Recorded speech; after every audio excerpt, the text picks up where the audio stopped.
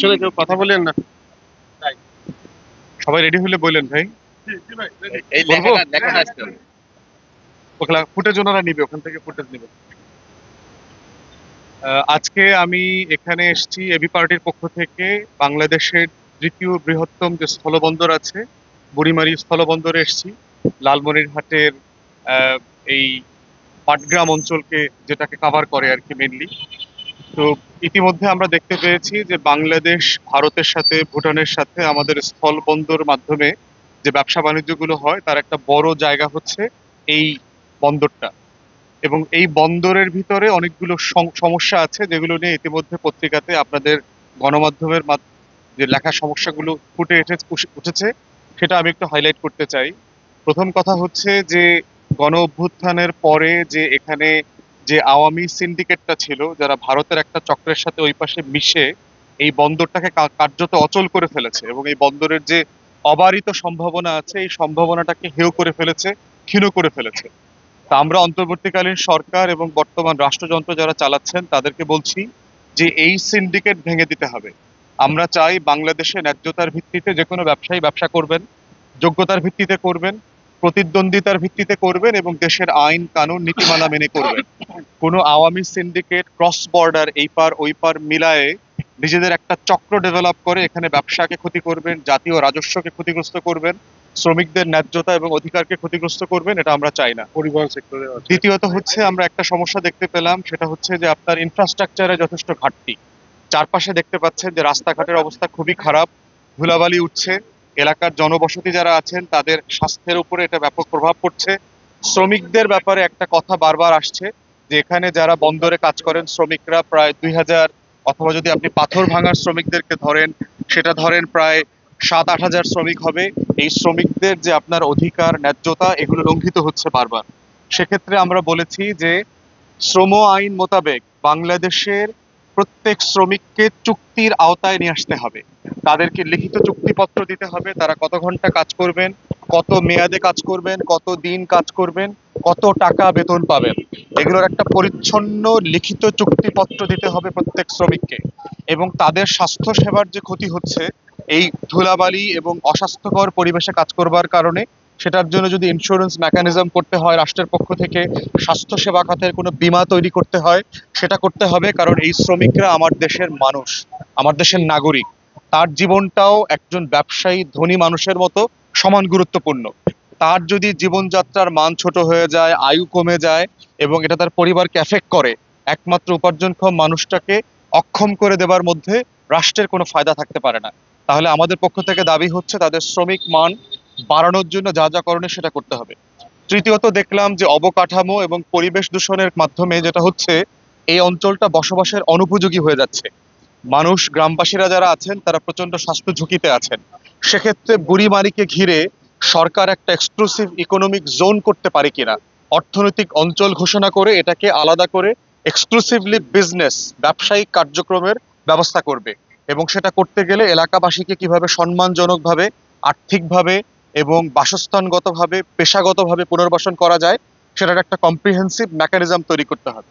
চতুর্থত আমরা দেখলাম এখানকার ব্যবসায়ীদের যে একটা অবজেকশন যে 18টা পণ্য এখানে ভারত থেকে ইম্পোর্ট করা যায় না। ব্যবসায়ীরা বোধ করছেন এটার মাধ্যমে যেটা হয়েছে হাজার হাজার মানুষের কর্মসংস্থান ক্ষতিগ্রস্ত হচ্ছে এবং রাষ্ট্রের যে ট্যাক্স দেবার অপার সম্ভাবনা আছে সেটা ক্ষতিগ্রস্ত হচ্ছে। এবং এটার সাথে অন্যান্য বন্দরের একটা সিন্ডিকেটও কাজ করছে যেন এই বন্দরটা এই জিনিস পণ্যগুলো আনতে না পারে। তা আমরা বোধ করছি যে প্রতিদ্বন্দ্বিতাকে ওপেন করে দিতে হবে। সব বন্দর যে কোনো পণ্য যেটা রাষ্ট্র অন্য দেশ থেকে আনতে পারবে সেটা আনার সুযোগ যেন তারা দেয়। পঞ্চমত হচ্ছে আমাদের বেইজিং থেকে কয়দিন আগে মাত্র ফিরে আসলেন আমাদের প্রধান উপদেষ্টা। সেখানে ব্যবসা বাণিজ্য এবং চায়নার সাথে আমাদের ইনরোড রাস্তায় ব্যবসা বাণিজ্য বাড়ানোর আলোচনা হয়েছে। সেক্ষেত্রে এই বন্দরটা আপনার বুড়িমারি বন্দরের সাথে ভুটানের যেহেতু অলরেডি চুক্তি আছে এবং এটাকে যদি আমরা এক্সটেন্ড করে চায়না নিতে পারি, সবচেয়ে কাছাকাছি সংযোগের মাধ্যমে আমরা চায়না থেকে সরাসরি ব্যবসা বাণিজ্য করতে পারবো। ভারতের যদি আন্তরিকতা প্রমাণ করার একটা সুযোগ দেওয়া হয়, আমরা ভারতকে সেই সুযোগ দিচ্ছি।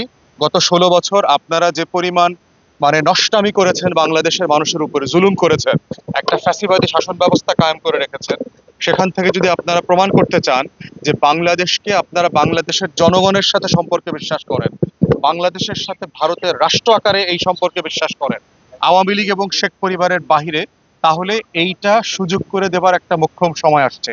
আপনারা এই ভুটানের সাথে, চায়নার সাথে ভারত হয়ে এই ব্যবসা বাণিজ্য স্থলবন্দরের মাধ্যমে করলে আমরা সবাই কালেকটিভলি বেনিফিশিয়াল হব। ষষ্ঠত হচ্ছে, পাথর কোয়ারিগুলো অনেক বছর ধরে বন্ধ ছিল, আপনারা জানেন। আপনার সিলেট অঞ্চলে পাথর কোয়ারি যেমন আছে, আপনাদের এই অঞ্চলে পাথর কোয়ারি আছে।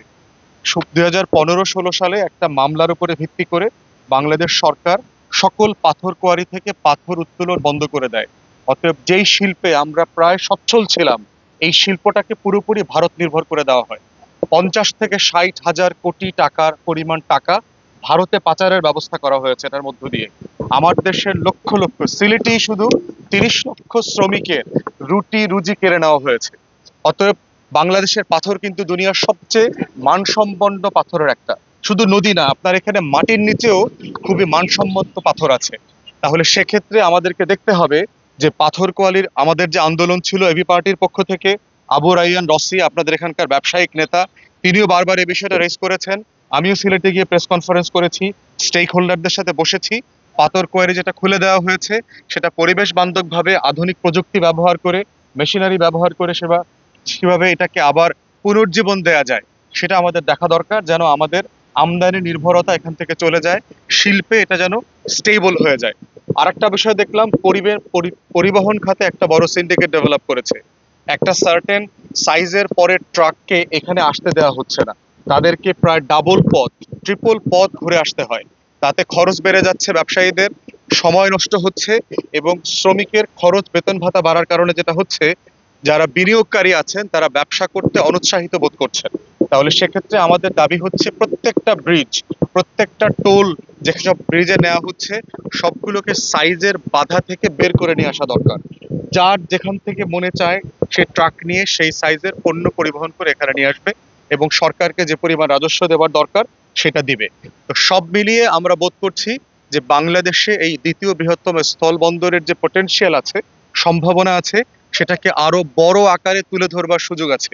বাংলাদেশের অর্থনীতির যে উপদেষ্টা আছেন, বাণিজ্য উপদেষ্টা আছেন, শিল্প উপদেষ্টা আছেন, রেলেভেন্ট যত মিনিস্ট্রি আছে, আমরা সবাইকে বলবো, ইভেন পরিবেশ মন্ত্রণালয় যারা আছেন, পরিবেশ বান্ধব এক্সক্লুসিভ ইকোনমিক জোন করা, যে বাধাগুলো আছে ব্যবসা, সে বাধাগুলোকে দূর করা, কাস্টমাইজেশন এবং ট্যাক্সেশনের বিষয়ে যে দৌরাত্ম্য আছে সেগুলো বন্ধ করা, সিন্ডিকেট ভেঙে দেওয়া, সবকিছু মিলে একটা জেনুইন ব্যবসা বাণিজ্যের বন্দরে যেন এটা পরিণত হয়। এটাই হচ্ছে লালমনিরহাটের হাতীবান্ধা পাটগ্রাম অঞ্চলের মানুষ এবং তাদের নেতৃবৃন্দ, এলাকাবাসীর জনদাবি। এবি পার্টির পক্ষ থেকেও আমরা ঠিক একই দাবি করছি, এবং এবি পার্টির এই অঞ্চলের এই লালমনিরহাটের 1 আসনের যে আপনার হাতীবান্ধা পাটগ্রামের আগামী দিনে যিনি নেতৃত্ব দেবেন, আবু রাইয়ান রসি, উনি এই আন্দোলনটাকে সামনে ক্যারি ফরওয়ার্ড করবেন। আমরাও ঢাকাতে গিয়ে যেখানে যেখানে এগুলো নিয়ে কথা বলা দরকার সে জায়গাগুলোতে কথা বলবো, এই ইস্যুগুলোকে জাতীয়ভাবে তুলে ধরবো। এই এলাকার মানুষের উন্নয়ন, উন্নয়ন মানে হচ্ছে উত্তরবঙ্গের উন্নয়ন, রংপুর বিভাগের উন্নয়ন, বাংলাদেশের উন্নয়ন। কোটি কোটি মানুষকে, লক্ষ লক্ষ মানুষকে গরিব রেখে একটা রাষ্ট্রের আর একটা অংশ ধনী হতে পারে না। তাই সব মিলিয়ে রাষ্ট্রকে এবং অন্তর্বর্তীকালীন সরকারকে বলছি, বেইজিং সফর থেকে ফিরে আসার পরে যা যা করণীয় এই রেলেভেন্ট, এখানে সেই উদ্যোগগুলো যেন ইমিডিয়েটলি নেওয়া হয়। সবাইকে অসংখ্য ধন্যবাদ। একটা প্রশ্ন ছিল। আমরা দুইটা প্রতিবন্ধীদের মধ্যে আছি। Please, আপনি একটু শুনবেন। জি। এক নাম্বার হচ্ছে দুইটা ব্রিজ আমাদের এখানে অকেজো করে দেওয়া হচ্ছে। 40 কিলোমিটার আমাদেরকে ঘুরে যেতে হচ্ছে, আপনার 120 কিলোমিটার, মানে 80 কিলোমিটার আমাদেরকে ট্রাকগুলোর ভাড়া বাড়ছে। আমাদের তিস্তা ব্যারেজ আদৌ কোনো ক্ষতি হয়নি, এটাকে একটা ভুয়া একটা কথা বলে ফাটল দেখায়, এটা বন্ধ করে দিয়েছে। তারপরে ওই যে আমাদের আরেকটা তুষ ভান্ডারে যেটা আছে মহিপুর ব্রিজ, সেটাও ফাটল দেখায়। এখানে যারা টোল দেয় লালমনিরহাটে, তারা এটা বন্ধ করে রাখছে। এই ট্রাকগুলো যদি আমাদের এদিক দিত তাহলে পণ্য পরিবহনের আমরা অনেক সাশ্রয় হতো। আমাদের এখানে সবচেয়ে বুড়িমারি, বাংলাদেশ থেকে ভুটান এবং ইন্ডিয়া যত পাথর আসে সবচেয়ে নিয়ারেস্ট হচ্ছে এই পাহাড়গুলো। এখানে যেমন বাংলাবান্ধা, আপনার কি বলে বঙ্গসোনারহাট, ওখান থেকে দূর হয়, ওরা ওখান থেকে কাছে হচ্ছে, ওদের ভাড়াটা কমে যাচ্ছে, আমরা মাইর খাচ্ছি। এটা আপনাকে দেখতে হবে। আমার একটু আবেদন, আকুল আবেদন, যে প্রধান উপদেষ্টার কাছে যদি আপনি এটা করেন, এক নম্বর হচ্ছে আমাদের রোডটা করতে হবে। আমরা এখানে বাংলাদেশের আমার মনে হয় সর্ববৃহৎ আমরা ট্যাক্স দিচ্ছি এখানে, সর্ববৃহৎ ট্যাক্স দিচ্ছে, অথচ এই রাস্তাটা 87-এ ওপেন হয়েছে, এখানে এ পর্যন্ত এই রাস্তাটা কোনো হয় ওই আঁকা বাঁকা জিগজাগ যা অবস্থায় আছে এই অবস্থায় আমরা এটা পড়লাম দাবি করতেছি। এটা অতি সত্তর জন্য এটা হয়। আর এই ব্রিজ দুটো যাতে ওপেন হয়, এই ব্রিজ দুটো ওপেন হলে আমাদের ট্রাক আসলে এখানে অন্তপক্ষে 10 টাকা কমবে পার সেফটি ভাড়া, 15 টাকা কমবে, আমাদের ধারণা 20 টাকারও কমবে। আপনার এই দাবির সাথে আমি একমত, এবং এই দাবিগুলো যোগাযোগ উপদেষ্টা, সেতু উপদেষ্টা, টোল যারা ডিল করেন তাদের প্রত্যেকের রেলেভেন্ট কর্তৃপক্ষের দৃষ্টি আকর্ষণ করছি যে পরিবহন খাতের যে সিন্ডিকেটটা এখানে আছে এই সিন্ডিকেটটা ভেঙে দেওয়া দরকার, যেন ব্যবসায়ীদের খরচ কমে যায়, তারা যেন ট্যাক্সটা বেশি দিতে পারে রাষ্ট্রকে, এবং খরচ কমে গেলে তারা বেশি পরিমাণ শ্রমিককে কাজে দিতে পারবে, কর্মসংস্থান তৈরি হবে। অথবা এই দাবির সাথে একমত এবং দাবির সাথে একাত্মতা প্রকাশ করছি। হ্যাঁ, এবং রাস্তার ইনফ্রাস্ট্রাকচারের কথা বলেছি, যদি প্রয়োজন হয় এক্সক্লুসিভ জোন করে হলেও আমরা কিন্তু প্রেস কনফারেন্স করব। অবশ্যই বর্তমান সময়ে করতে হবে, কারণ হচ্ছে যেই দাবিটা আজকের উদ্যোগ তো নিতে হবে, কাজ তো শুরু করতে হবে। জুলাইতে বাজেট আসতেছে, তো কেন এটা করতে পারবে না? আমরা এখনই দাবি করছি যে এই রাস্তাটাকে 4 লেনে করবার জন্য ইমিডিয়েটলি উদ্যোগ নেওয়া হোক, যেন জুন জুলাইয়ের বাজেটে এটা অন্তর্ভুক্ত হয় এবং এটা যেন উদ্বোধন করার ব্যবস্থা করা হয়। এটা আমরা যোগাযোগ উপদেষ্টা, অর্থ উপদেষ্টা যারা আছেন তাদের দৃষ্টি আকর্ষণ করছি, এবং অন্যান্য কাঠামোগত সিন্ডিকেট ভেঙে দেওয়ার ব্যাপারে যে কথাটা বলা হয়েছে সেটার জন্য বাণিজ্য শিল্প উপদেষ্টাদেরকে দৃষ্টি আকর্ষণ করছি। স্থানীয় যে ডিসি মহোদয় আছেন, বিভাগীয় কমিশনাররা আছেন, যারা টিএনও আছেন, পুলিশের এসপি আছেন, সবাইকে কালেকটিভলি বলছি ব্যবসা বান্ধব করবার জন্য যা যা করণীয় তারা আপনারা ইমিডিয়েটলি সেগুলো করবেন, যেন ব্যবসায়ীরা ক্ষতিগ্রস্ত না হয়। ব্যবসায়ীরা ক্ষতিগ্রস্ত হলে কর্মসংস্থান ক্ষতিগ্রস্ত হবে, ট্যাক্সেশন ক্ষতিগ্রস্ত হবে, দেশের অর্থনীতি ক্ষতিগ্রস্ত হবে, কালেকটিভলি দেশ গরিব হয়ে যাবে। ভাই, এই যে আপনার মোটামুটি সব বক্তব্যই হচ্ছে সামাজিক যোগাযোগ মাধ্যমে ভাইরাল। আমরা 2 দিন ধরে দেখেছি আপনার একটি বক্তব্য ভাইরাল হয়েছে যে আওয়ামী লীগের সঙ্গে সম্পর্ক রাখা যাবে না, এবং এই টাইপের তো এতে বামপন্থী নেতা সহ রাষ্ট্রের বিভিন্ন গুরুত্বপূর্ণ রাজনৈতিক নেতারাও সমালোচনা করেছেন। তো এই বিষয়টি আসলে কিভাবে আপনি বলেছেন, বা এটার বর্তমান অবস্থান কি? আওয়ামী লীগের সাথে সম্পর্ক রাখা যাবে না এরকম না, পুনর্বাসন প্রশ্ন। যে গণ অভ্যুত্থানের আগের বাস্তবতাটা দেখেন, 71 সালের যুদ্ধে আমরা যাদেরকে পরাজিত করেছি, পাকিস্তানপন্থী যে দলগুলো ছিল, ধরেন মুসলিম লীগ পাকিস্তানের পন্থী সবচেয়ে বড় রাজনৈতিক দল ছিল, 72 সালে মুসলিম লীগকে পুনর্বাসন করার আলোচনা আমরা করেছি কিনা? 73 সালে বাংলাদেশিরা কি মুসলিম লীগকে নির্বাচন করতে দিয়েছে কিনা? দেয় নাই তো। তাহলে পরাজিত শক্তিকে তো কখনো নির্বাচন করতে দেওয়া হয় না, পুনর্বাসন করতে দেওয়া হয় না। তাহলে গণ অভ্যুত্থানের মাধ্যমে যে রাজনৈতিক দলকে পরাজিত করা হয়েছে তাকে কেন জনগণের সম্মতি ছাড়া, মতামত ছাড়া তাকে নির্বাচনে আনা, পুনর্বাসন করবার আলাপ তোলা হচ্ছে? আমরা বলছি না যে আপনি নির্বাহী আদেশ দিয়ে আওয়ামী লীগকে নিষিদ্ধ করে দেবেন, এটা বলছি না। আমরা বলছি এটার জন্য গণভোট নেওয়া হোক, যে আওয়ামী লীগ নির্বাচন করতে পারবে কিনা, জাতীয় পার্টি 14 দল নির্বাচন করতে পারবে কিনা, যারা এই রাষ্ট্রকে, জাতিকে 3টা বৈধ নির্বাচন থেকে বঞ্চিত করেছে। এবং সেটা কি ফরম্যাটে হবে আমরা বলেছি আপনারা মতামত নেন, গণতদন্ত কমিশন করেন, করে জনগণের উপরে মতামতের উপর ভিত্তি করে একটা সিদ্ধান্তে আসেন। না এসে বিভিন্ন প্রতিষ্ঠানের মাধ্যমে আওয়ামী লীগের যে ইন্টারন্যাশনাল লবি আছে, ভারত, দিল্লির পরামর্শে, দিল্লির পররাষ্ট্রমন্ত্রী কি বলছে, দিল্লির সেনাপতি কি বলছে, তার উপরে ভিত্তি করে তো আওয়ামী লীগ প্রশ্নের সিদ্ধান্ত বাংলাদেশিরা নেবে না। আমরা সিদ্ধান্ত নেব গণ অভ্যুত্থানের পক্ষে শক্তিরা মেলে, যে পরাজিত আওয়ামী লীগ শক্তির, পরাজিত জাতীয় পার্টির ভবিষ্যৎ কি হবে। এটা হচ্ছে আমাদের বক্তব্য। ধন্যবাদ। রেল লাইনটা এটা মূলত রাস্তাটা ছিল নদী।